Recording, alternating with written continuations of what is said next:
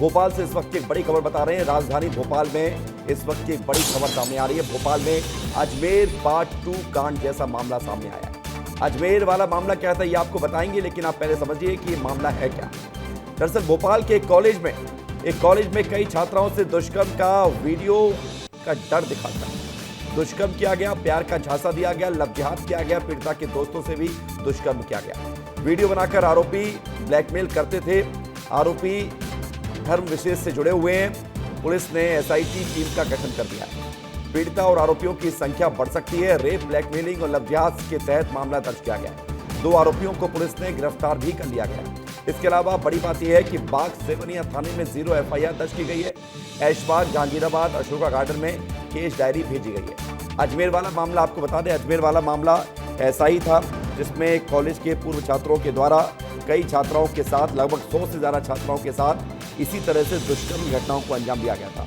इसके बाद आरोपियों को गिरफ्तार किया गया था और ऐसे ही ब्लैकमेल वीडियो बना के किया गया था और इस पूरे मामले में फिर आरोपियों को पकड़ा, जेल हुई, सजा हुई।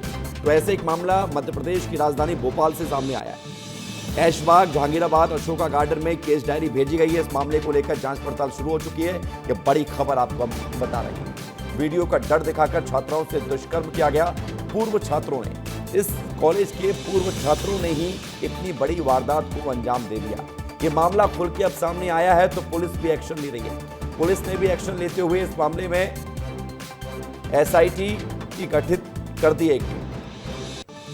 तो एक बड़ी खबर आपको बता रहे हैं। लगातार इस मामले से जुड़ी हुई एक और बड़ी खबर आ रही है, जहां पर पुलिस ने एसआईटी की टीम का गठन कर दिया है। इस पूरे मामले को लेकर स्पेशल इन्वेस्टिगेशन टीम बना दी गई है, जो कि तुरंत इस मामले को तहकीकात करते हुए, जांच करते हुए आरोपियों तक पहुंचेगी। हालांकि 2 आरोपी पुलिस गिरफ्तार कर चुकी है, लेकिन सिर्फ 2 आरोपी थे या और भी थे, इसको लेकर जांच पड़ताल की जा रही है।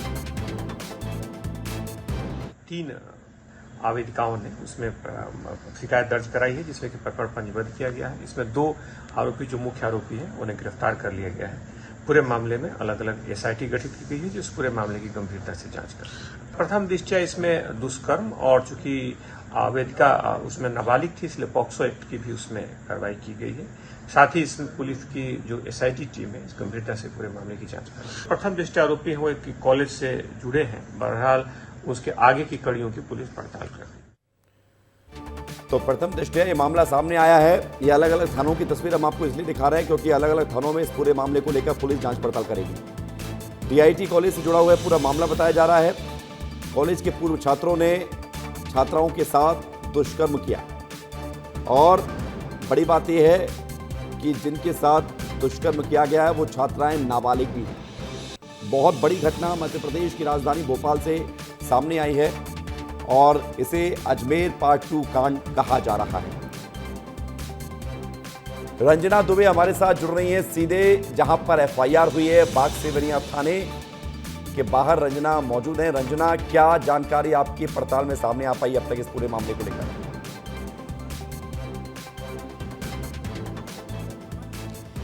देखिए विवेक, ये जो पूरा मामला है वो टीआईटी कॉलेज से जुड़ा हुआ है और आपको सीधे तस्वीरें दिखाते हैं क्योंकि इस वक्त हम उसी थाने में हैं जहां पर 0 पर एफआईआर हुई थी। छात्राएं यहां पर पहुंची थी और बहुत ही गंभीर मामला यहां पर है क्योंकि आप देखिए कि जो छात्रा थी कॉलेज में, उसकी बहन पढ़ती थी और उसकी छोटी बहन के साथ ही उसकी बड़ी बहन के बॉयफ्रेंड ने बहला फुसलाकर जो हरकतें हैं वो की हैं और इस पूरी मामले पर अब 0 पर एफआईआर हो चुकी है। हालांकि इस मामले में अब जो आरोपी है फरहान, उनको गिरफ्तार कर लिया गया है। पूछताछ उनसे की जा रही है। तस्वीरें आपको दिखाते हैं। यहाँ पर देखिए कि पुलिस कर्मी, पुलिस अधिकारी यहाँ पर मौजूद हैं और एक और बड़ी खबर ये है विवेक कि आप देखिए अंदर जो फरहान है, उनके जितने भी उनके कनेक्शन, जिन भी लड़कियों के साथ रहे हैं या जिन भी लड़कियों के साथ उनके कनेक्शन जुड़े हैं, उनको अभी इसी विशेष कार्यपालिक मजिस्ट्रेट मिसरौद जिला भोपाल इसमें न्यायालय में बुलाया गया है और यहाँ पर जो पुलिस अधिकारी अधिकारी है, महिला पुलिस अधिकारी, वो इस पूरे मामले में बारीकी से जांच पड़ताल कर रही हैं और एक के बाद एक जो कड़ियां हैं इस पूरे मामले से जुड़ी हैं, क्योंकि ये मामला अभी का नहीं है विवेक, बल्कि ये पुराना मामला है। और ये जो एफआईआर है 0 पर वो 16 और 17 अप्रैल को हुई थी और ये 3 थानों से जुड़ा हुआ है, ऐशबाग से जुड़ा हुआ है, अशोका गार्डन से जुड़ा हुआ है। और अब इन तीनों थानों में जो एफआईआर की कॉपी है वो अलग अलग जगहों पर भेजी जा चुकी है।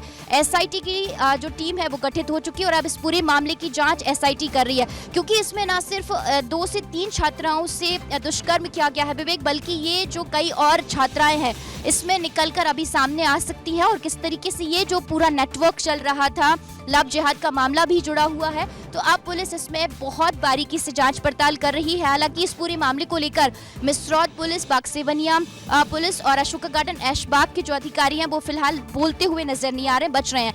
लेकिन इस पूरे मामले को लेकर पुलिस कमिश्नर हरिनारायण मिश्र ने कहा है कि आरोपियों को गिरफ्तार कर लिया गया है, एसआईटी गठित कर ली गई है और इस पूरे मामले में अब बारीकी से जांच पड़ताल की जा रही है। लेकिन विवेक, अब देखना यही होगा कि इस मामले में अभी और कितनी जो लड़कियां हैं वो निकलकर सामने आती हैं जिनके साथ इस तरीके से दुष्कर्म हुआ है या फिर उनको बहला फुसलाकर अभी आप जहां पर मौजूद हैं वहां पर आपने बताया कि कोई फरहान नाम का आरोपी है। कितने आरोपी हैं इस पूरे मामले में, इसको लेकर कुछ जानकारी मिल पाई है क्या?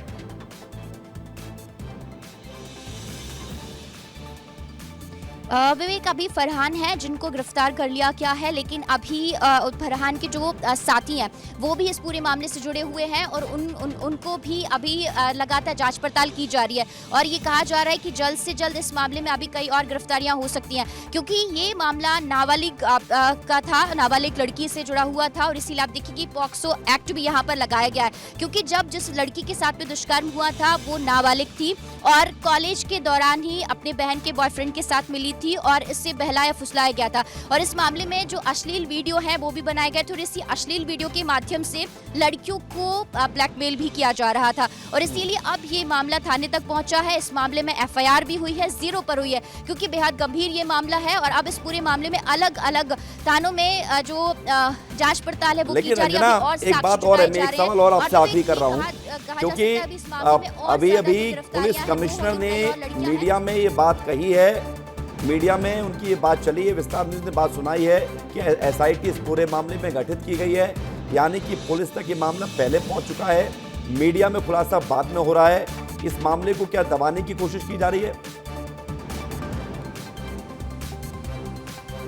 देखिए, ये 16 अप्रैल को एफआईआर हुई है विवेक, वो भी बागसेवनिया थाने में 0 पर, ऐशबाग में भी हुई है। और अब इस मामले में कई जो नेटवर्क है लव जिहाद के नाम पर, क्योंकि वो जो लड़का है मुस्लिम समुदाय से है, कैसे अलग अलग धर्म की लड़कियों को निशाना बनाता था, कैसे उनके साथ दुष्कर्म करता था और कैसे इस पूरे मामले का खुलासा हुआ है। इस मामले को पहले शुरुआत में इतना ज्यादा सामने लाने की कोशिश नहीं की गई थी, लेकिन जैसे जैसे इस मामले में अब लड़कियां लगातार सामने आ रही हैं और इस पूरे मामले में अब एक के बाद एक जो कड़ियां हैं वो अलग अलग जगहों से जुड़ती हुई नजर आ रही है। ऐसे में अब पुलिस बड़े खुलासे हो सकते हैं, कई बड़ी जानकारियां सामने आ रही हैं। रंजना, रात के 10:05 पर आपको ये तस्वीरों के साथ जानकारी दे रही हैं, वहां थाने में मौजूद हैं और अंदर आरोपी फरार हैं, जिससे पुलिस पूछताछ कर रही है। एसआईटी इस पूरे मामले में गठित की जा चुकी है। बहुत बड़ा सेंसिटिव ये पूरा मामला है, इसलिए इस पूरे मामले को लेकर पुलिस भी फूंक फूंक कर कदम रख रही है। रंजना, बहुत शुक्रिया, आप नजर बना के रखे रहे, आपके पास आएंगे अपडेट के लिए।